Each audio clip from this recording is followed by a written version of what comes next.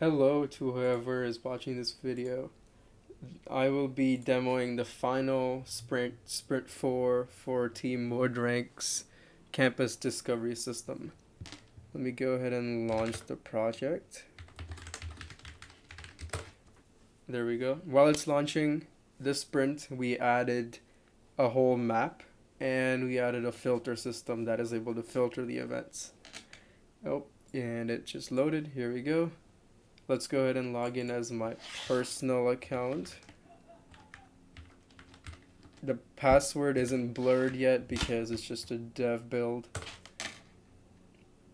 Alright, there we go. All the events that are currently into the database are shown right here. There are currently 9 events. Let's go ahead and add one. Let's make it Frisbee practice. Frisbee practice, there we go. Description, let's just name it practice. Location. So here's where the map comes in. A whole map pulls up and we can click on whatever we want as the location. I want Burger Bowl Field to be where I want to hold this practice. But if I, for instance, could not find this in the campus, I can just search it up. Burger Bowl Field. And there are suggestions that'll come up using geolocation and geocoding. There we go. It tells us where the Burger Bowl Field is. Also, this map is completely restricted to only the campus, the GT campus. It will not go further than that. And same with searches. If I try to search up Statue of Liberty, it will not come up. It only stuff inside the campus will come up. So let's search up North Ave Dining Hall. There we go. Right here in campus. But for now, I want the Frisbee practice to be inside Burger Bowl Field. So we can go ahead and click it. And there we go. It just shows up right there. Burger Bowl Field. Date, let's make it the 29th, Tuesday at 7 p.m. There we go. Capacity will be, let's say it's only for 10 people and it is an invite only event, and we want to invite, first of all, let's go ahead and whitelist myself, and let's go ahead and whitelist gatech. Here we go, and submit. The event was created. It showed up right here. Now what we can do is we can actually look at the whole campus map of events, which is right here. There are all the events on the campus right now that showed up earlier on the events page. As it says, there are 10 events now. We can pan and zoom. The blue markers represent events that are public, and the red markers represent events that are private. So we just created a private event, which was Frisbee practice. We can hover over it, and it tells us exactly what it is. Right here, basketball game. Let's go ahead and see what this is. This is the Thanksgiving after party event. We can click on it to find more information about it.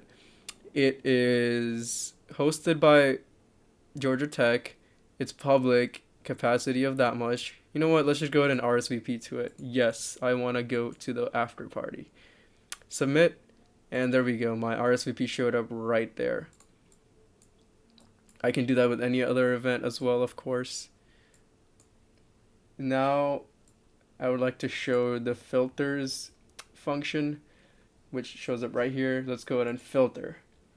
Let's first filter by the date. So the 29th. If we go ahead and submit this, it'll show us events or only events that take place on the 29th. So again, the Frisbee practice event we created, we did set it to take place on the 29th.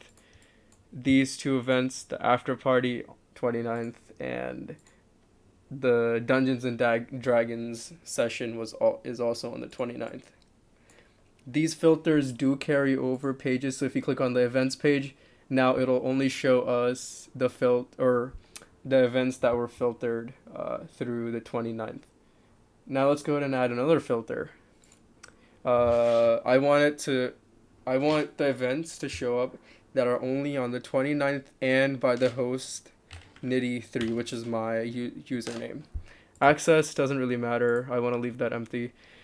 Submit. There we go. Filters were applied, and only events that are on the 29th and by this username, by me, will show up now. As you can see, the GodTech event went away, since even though it was on the 29th, it wasn't by me. And again, the filters carried over to the map. Only these two events showed up. The GodTech event was gone. Now, if we filter and we just remove all the filters, there we go. All the events are back. Just like that. Also the My Events page will show all the events that I have RSVP'd for. So I RSVP'd as going for these events, maybe for this event, and not going to this event. Let's say, I don't think I can make the basketball game anymore. So let's go ahead and edit my RSVP status to not go in. And there we go. It shows up right here as not going. Now, what will happen if two events are taking place at the same time? So it seems like extra credit presentation and sprint 4 are taking place at the same time. What if I RSVP for both of them? Oh, the app will tell me that there's actually a time conflict between two or more events that we're going to. So that's a nice quality of life feature. Now if we go ahead and edit the RSVP again, then maybe the error will go away. And yeah, that's about all we added to this sprint. Thank you for watching. Let's log out.